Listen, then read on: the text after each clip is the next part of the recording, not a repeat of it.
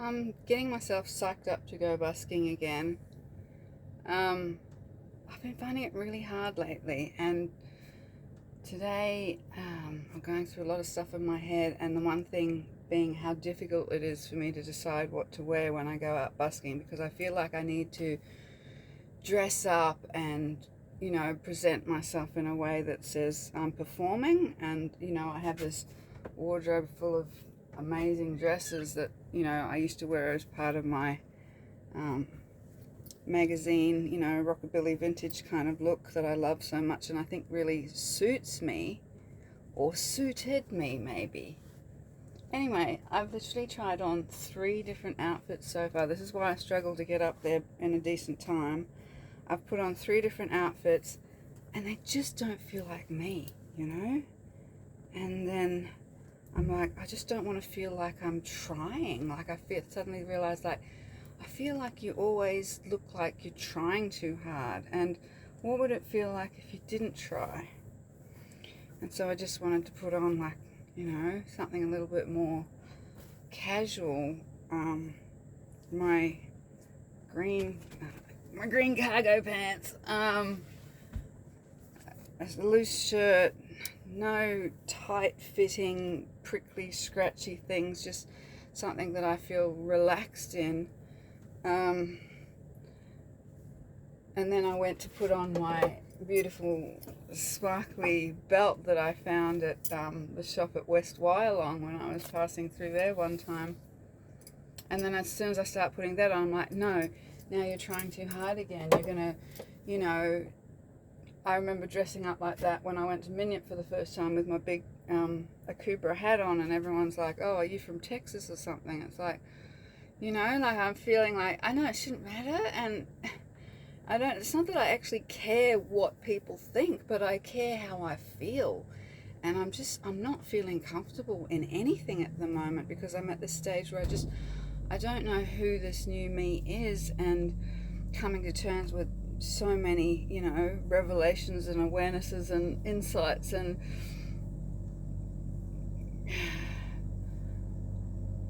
who am I? This person that everyone else finds so draining and exhausting and too much. And by the same token, like, I did hang out with some people last night, some friends, which was nice, and I was glad that, that they reached out and made an effort. But I was very conscious of the fact that of my too muchness, and I was really, really having to use a lot of powerful self-control to not be too much. And the irony is that people come away from an interaction with me saying that I'm too draining. The irony is that me being in a situation where I'm so consciously, painfully aware of being too much, and trying so desperately hard not to be too much, and to be likable, and to read the cues and scan their faces to work out if I'm, if I've gone to the point of no longer likable at any given moment. And that's draining for me. Like, I'm exhausted after that. So it's like we're both ending up drained. The person that hangs out with me ends up drained. I end up drained as well. And and I just find it so much easier just to not put myself out there and to not try so hard, because I always say this, it's not that I don't like who I am, I just don't like who I am in the reflection of other people's eyes. It's maybe that's why I don't look people in the eye. Maybe that's why I've always struggled to look people in the eye, because if I look you in the eye, I'm going to see how you see me, and it hurts. It doesn't feel good. I get confused by it. It feels uncomfortable, like literally physically uncomfortable, because I'm like, yeah. Anyway, I did wake up feeling good, and I know I try to tell myself just have a day off, have a chill day. I mean, I'm only busking twice a week, and that's exhausting at the moment. I'm really tired a lot of the time. I'm not sure why. I was asleep, like hit the pillow asleep at 9 o'clock last night, and didn't wake up till 9 o'clock this morning. I don't even know what time it is now. It's It's already 11 o'clock, you know, I should be up there by now. It's on a Sunday. But, yeah, all this processing is going on, and anyway, yeah, I really am struggling with the human interaction thing, and really trying to be open to all possibilities and suggestions. And, you know, I did talk about this with my friends, like, and they instructed me on, you know, the necessity in a conversation to leave space for other people to fill in the gaps. And I do try to do that. But I also get really uncomfortable when there's just big gaps. You know, like at one point, you know, I stopped talking because I'm self-consciously aware of the fact that I might be talking too much. And then I sort of look across at my friend, and there's no, you know, there's nothing interactive happening. And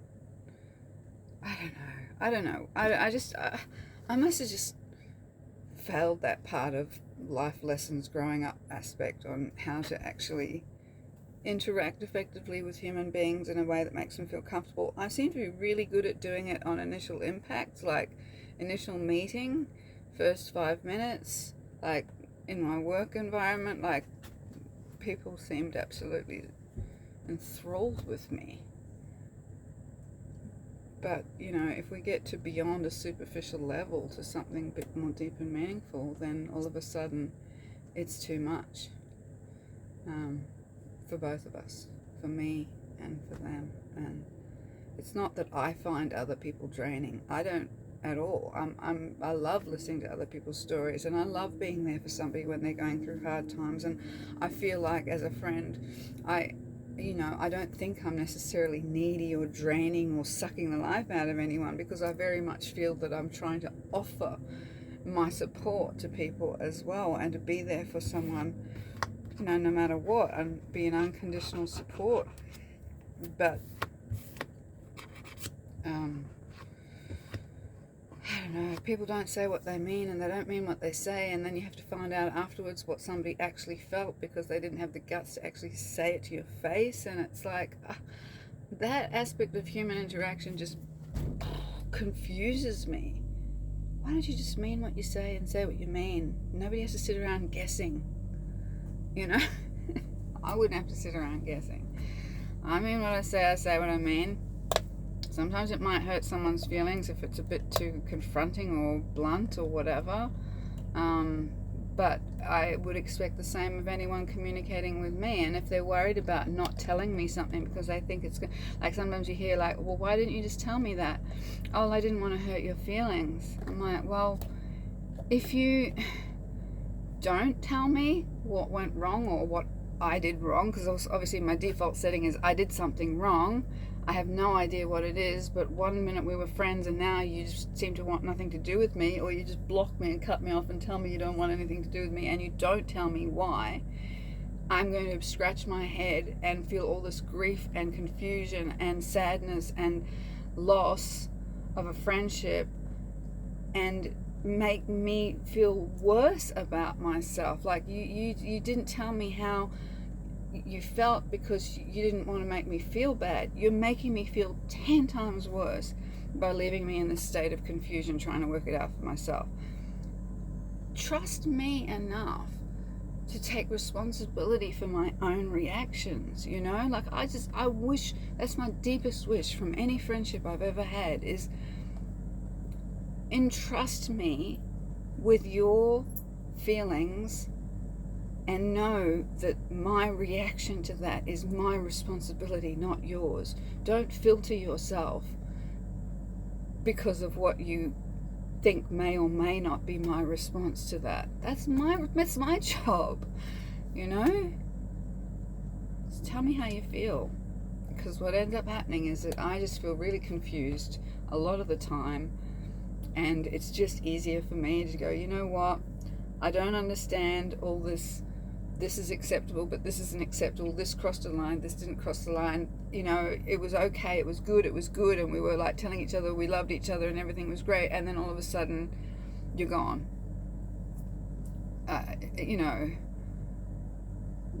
I like me on my own, in my own space, in my little caravan. I want for nothing. I don't think I'm needy at all, because I've never asked anyone for anything apart from a little company from time to time. I don't even think I really even ask for that, to be honest with you. I do appreciate it when it happens. I don't have any expectations on another human being whatsoever at all in my life, except to not make me feel crap about myself. That's probably it. That's if I have a boundary, that's it. I'm happy to have anyone involved in my life who wants to be involved in my life, but if they're going to make me feel crap about myself, I'm going to say stop.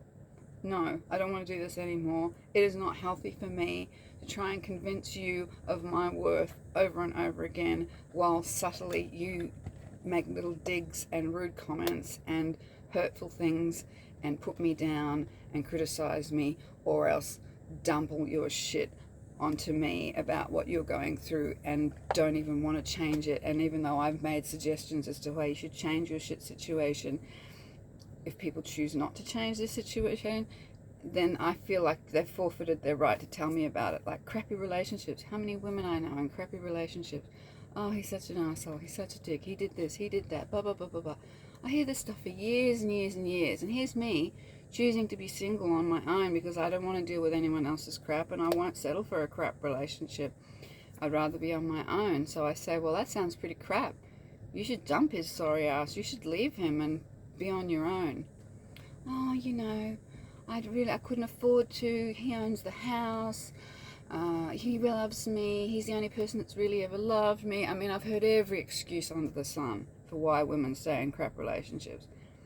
But I'm sorry, if you are then consistently choosing that crap relationship over and over again, even though it's obviously not healthy for you, and I've said that and pointed that out to you, and you've chosen to repeatedly stay in it, you forfeit your right from that moment onwards to bitch about your crap relationship to me. I'm no longer going to, what's it called? It's like enabling. I'm not going to enable you by listening to that, because it's like, I personally have chosen not to have that kind of relationship in my life. Why do I want to listen to yours? So, that's kind of where I draw the line on that sort of stuff too. So I guess, I'm not perfect, and I'm not totally incapable, or not totally, 100% capable of dealing with other people's crap either, but I don't feel like I'm burdening people with my crap, because I don't really feel like I have much crap. Like, I go to a psychologist, I talk about my crap. Stuff that I'm processing from childhood and trauma and, relationships and challenges and things like that. But mostly I'm pretty content, I have sad moments, yeah, my self-esteem struggles and things like that, but I don't think I'm a kind of draining person because I'm dumping shit on you and in the meanwhile making no effort to make any adjustments or changes to improve my life for the better. I'm listening to everyone else talk like that. Like, that's me. I'm the person that does that for everyone else, and yet I'm the one that gets called on. I'm draining. So confusing. Humaning is bloody hard. I know I say this over and over again, but I am really trying. I'm trying to learn all the strategies and techniques and the tools. It just feels so hard that I just think, you know what? It's just so much easier just to do your own thing. Like, yeah, I'm in awe of everyone else doing their normaling, normaling, humaning, peopling, all these little words that I make up to explain the challenges that I face, and why I end up really, truly, and honestly feeling like an alien on this planet. Like, I have not found my people on a consistent level. In the whole spiky ball theory of interconnectivity that I came up with, so many theories, but spiky ball, it's like we've got this energetic field around us, and it kind of emanates in all these different spikes. You meet somebody and it's like, sometimes it's just there's just no connection. There's nothing. There's no common ground. There's no connection. There's like the spikes just don't click into each other, and you just kind of bounce off in separate directions, and you go off and you look for another spiky ball that has a better connectivity, you know. Sometimes you meet somebody and it's like a pink, instantly the spikes just lock into place, you know, and you're like, oh wow, this person's just like me, they get me, you know. It's like a soul human, and you can have these different meaningfuls about life and how it feels and this, that and the other, and you're like, oh wow, we're so connected, blah blah. And then as you get to know each other, I always think that the balls kind of, you know, roll around each other like this, and either the spikes continue to clock into place and you're getting a greater and greater sense of connection with that person, and you can get like almost all the way around all the surface area, and then all of a sudden there's a bit that just doesn't fit. We were all on the same page until we got to this point, and now I don't agree with you and you don't agree with me, and we're not really feeling it. We might still maintain that connection because there's enough positive connections there to make it worthwhile. Sometimes it's not, and the other person decides to end it there. But that's kind of how I've, in my brain, worked out into human communication and interaction, my spiky ball theory. And that way I try not to feel too bad about the fact when it just doesn't work, because it's like, okay, it didn't work. You know, our spikes just didn't fit. We weren't the right kind of molecules to fit together, and that's okay, because everyone deserves to keep rolling on until they find the perfect spiky connection for them. So, yeah.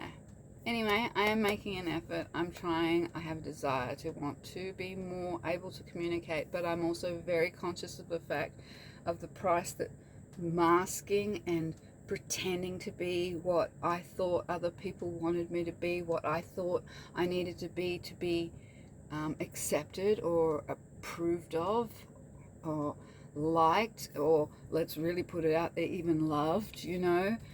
I think I've been doing that my whole life, and I'm really at a point where it's like, okay, if you weren't having to pretend, you know, another thing I often ask myself, what would you do if you weren't afraid? If you weren't afraid of how people would react, if you weren't afraid of just being yourself, if you weren't afraid of being called weird or unusual or strange or whatever, who would you be?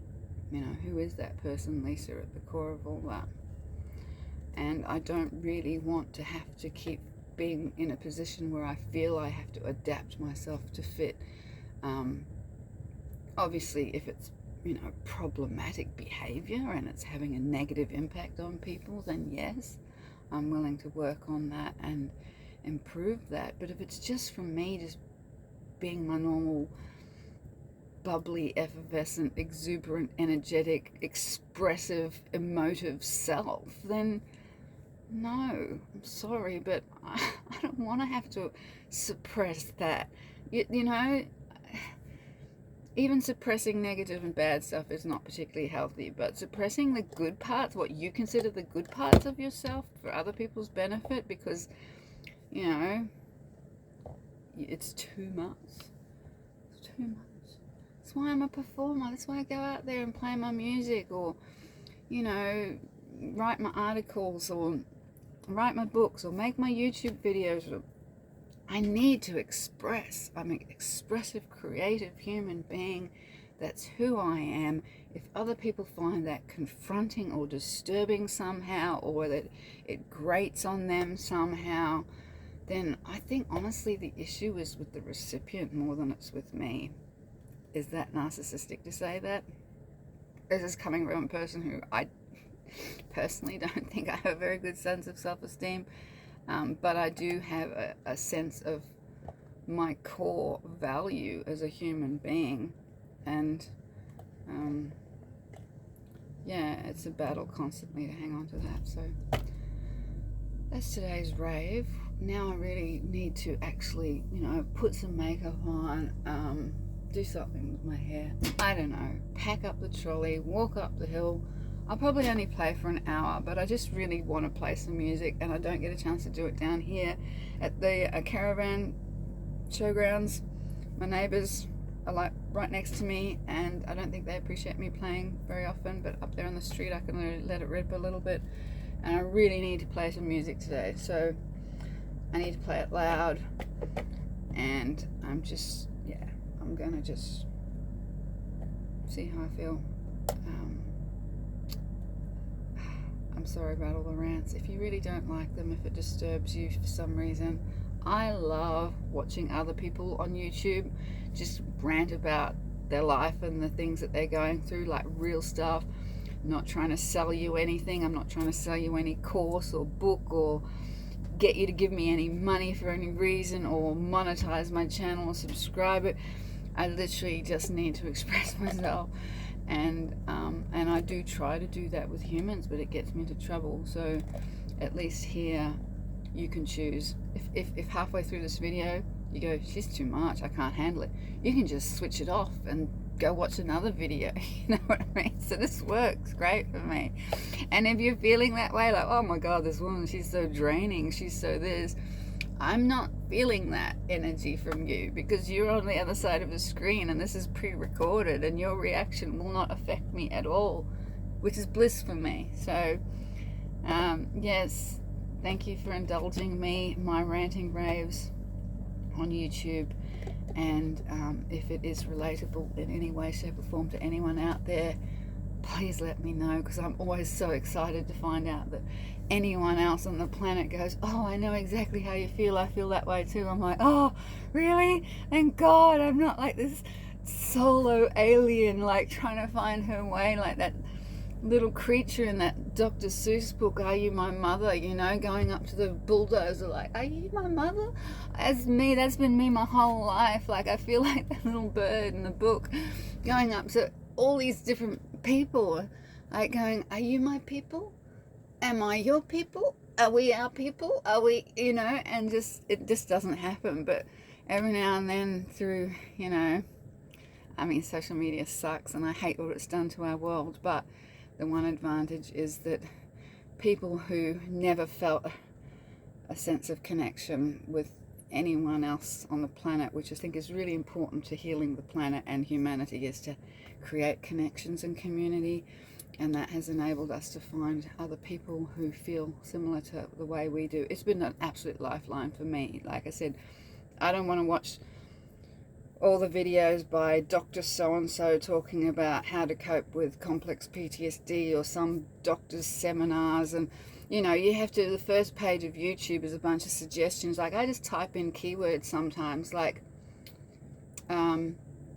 why do people find me draining? You know, like, just whatever question. It literally is like my oracle. Like, YouTube is my oracle. I'm like, why do people find me draining? Oh, okay, scroll past all the, you know, official kind of psychological explanations, and then find some real human being who's just talking about their stuff, and then read the comments of the people that have been responding.